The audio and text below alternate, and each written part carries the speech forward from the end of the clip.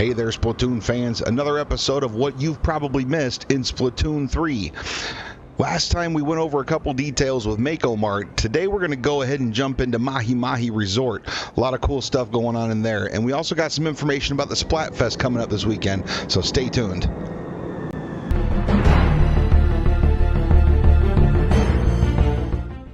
And in my last details video, I skipped over something, and one of you guys actually pointed this out to me. This manhole cover over here. This is actually, if you duck down into this, this is going to take you into single player mode. Okay, so it brings you into the single player mode. This is actually a really cool way to start gearing up, practicing different weapons, doing all kinds of really neat things in here, and then you get some pretty cool gear afterwards as well. Once you beat this, you've unlocked a couple of things. I'm going to leave that as a surprise for you, but I did want to thank Lisanne Springer for bringing this to my attention that I forgot that in my last episode. So thank you very much, and keep on watching. You may find some more stuff. Something else I totally skipped over in my last video too. I really wanted to show this to you. Sorry I didn't point it out before, but in this cooler here, there is actually one of these jellyfish guys. He is stalking the inside of the cooler. This actually goes on when you're playing the game, and I think that's just another really neat detail that we always miss. Another thing is, if you let the game go on a little bit longer, the cage with the balls in it, there is actually a little kid jellyfish guy. He's in the cage and he's playing with those balls. I just think that's really cute as well. There's actually a couple other things that I forgot to bring up in my last episode as well. A couple of things I really wanted to talk about was if you go over here in your locker, so we have a couple of different items in this game that are different and neat at the same time. The spawner, this is the pad that you spawn off of when you first start into a game. If you can see that above my head there. This is what you actually spawn out of when you first get into a round. This is an espresso machine. And then another thing that I thought was really cool is this thing that you go into, this container you go into to go into a match. This is actually a coffee machine like you would see in one of the like a Perkins or something, some kind of restaurant. This is what they would bring your coffee out in. I don't really know what the coffee theme is. You spawn out of an espresso machine, you go into battles through a coffee pot, and they do have this coffee bar up here. I just thought those were some really neat details that I really wanted to share with you guys, and I'm sorry I missed that in my last video. And then with that out of the way, I also wanted to show you guys this. I thought this was a really neat thing. This TV screen that you see up here, this big curved TV screen. I never really noticed this till a little while ago. If you take a good look at the sides of this TV, it actually has little slots on both sides where a Joy-Con would fit. And then at the very bottom of this thing, if you take a look down here, it's got the USB-C charging point and a kickstand in the back.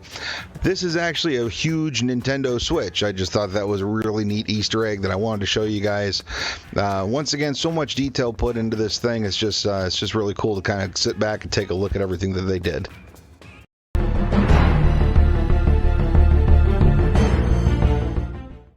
Okay, Splatoon fans, we got a couple of things for you real quick out here in the main areas. So this is the week leading into Splatfest, and I wanted to go around and do a couple of things real quick. Couple of things while they're building up for Splatfest. They started to decorate the main areas a little bit. This is actually one of the dragons that the idols ride around on during Splatfest. So this is what they look like before they're built. As you can see, they have a little crane here. They're going to be starting to do some work on him. A couple other things. All of the themes have changed for people's banners, so let's go ahead and take a look at what some of those are like. So we got Team Dark Chocolate. That's yeah. We got Team White Chocolate.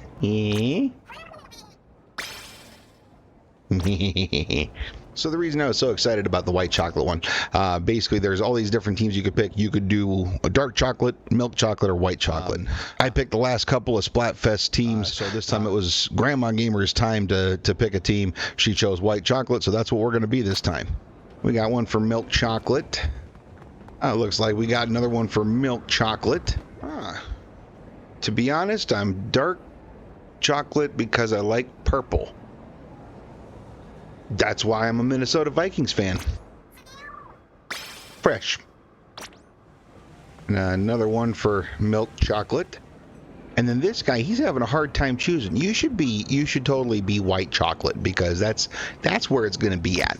I'm just saying, I'm going to fresh that, because that's you know, he needs to pick the right team. So this is actually a pretty tame day on Splatoon. Not a lot of crazy stuff going on out here. So that's that's probably a good thing. This is a family game. So let's go ahead and take a look inside the lobby. A couple things I wanted to show you leading into the Splatfest. So once we make it in here, I said this in my Splatfest video last time, this machine over here, you're able to use your conch shells. You get those every time you level up your catalog. You should definitely use those before the end of the Splatfest. If you don't use them, you lose them. So over here, it gives you the option to go ahead and use those shells. I've already spent all of mine so far. I'm going to be getting a lot more, hopefully. So, but you also do have the option to purchase more with in-game currency that you earn during the battles. One thing I like to do is I like to go around the main area, and I like to try to see if I can find little buddy. He is my little guy, and I like to take pictures with him. So we're going to go over here, and I think he's over here by the Splatfest t-shirts. So let's go ahead and take a little picture with little buddy, because he's my little guy. Yeah.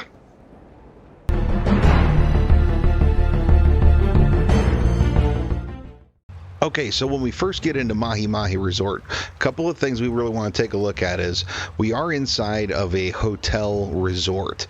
This is a really cool part of this city. Over here, you can take a look over here. There's all kinds of beach tables, beach chairs. We are surrounded by a pool.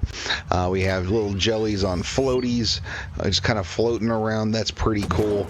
All these different rafts and everything. Beach balls. We got a jelly guy over here inside one of the beach balls. He's just kind of flopping around. I don't know what he's doing. That's kind of weird. Maybe he's trapped. I don't know. A couple other things to take a look at. Over here we have this big slide, this water slide over here. That is really cool. A lot of detail on that too. If we go back up here to the top, we can take a look. There is a band playing on stage over here. And that's like an actual band. Like if you take a look over here, there's a little bass player. He's kind of jumping around playing his bass. Guitar player over here just kind of jamming out, headbanging. And then of course, you know, the drummer in the back, he's just kind of hitting things. That's what drummers typically do. So this is actually pretty realistic. So yeah, it does not look like he's on beat very well, but you know, it's still good music anyways. Wacky, wavy, inflatable, arm flailing tube guys. They are on both sides of that stage there, and that's pretty cool as well. Here's another guy inside of one of these floaties. Let's take a look at him. He does look like he's trapped. That's kind of sad. That's Nintendo's got some dark stuff going on in the games, and that's it's not very well hidden, but that's okay. Let's see. We got more floaties. There's a little grill area. I didn't even notice that before. Let's get back up here and take a look at that. Okay, so you can see that there's a little grill area over here. They have this kind of like a little eatery back here. People can kind of sit down, those lounge chairs back there, and then they can grill themselves some food. I don't know what they're eating. That's probably not very vegan, but that's okay. They're fictional characters. But yeah, they're all kind of just sitting here by the pool. That one's wearing a bikini, huh? I don't know what she's covering, but that's okay. The inflatables, they're donuts. I like me some donuts. And once again, just to kind of show that the maps are not completely symmetrical. Another angle here from the enemy side. They're playing some beach ball over there, and they're just having a good time. A bunch of kids playing. That is the entrance to the resort. On the other side, it is completely open. It is a big world out there in Splatoon land. There's more of this hotel over here, but it looks like they have a little bar. And yeah, there's a little coffee bar over here. You got some, what is that, pears and apples and all kinds of little cool stuff in there. Little dude's over there with his margarita. He's probably getting kind of tipsy. He's kind of wiggling around a little bit. Yeah, more grills over here. Homeboy's giving his girlfriend a back massage. I really wanted to bring up, this is actually why I wanted to do this level for this video. It was brought to my attention that in Splatoon 1 there was a gazebo behind one of the spawning points, and in that gazebo there was an actual wedding for some of the jellies that were in the background. Two of them got married, and then we didn't really see anything until this game.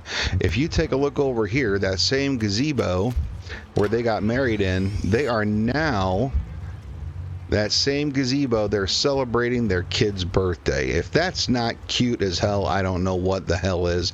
That is a lot of lore and detail for Splatoon. That is just so cute. Once again, a lot of detail and a lot of love into this game.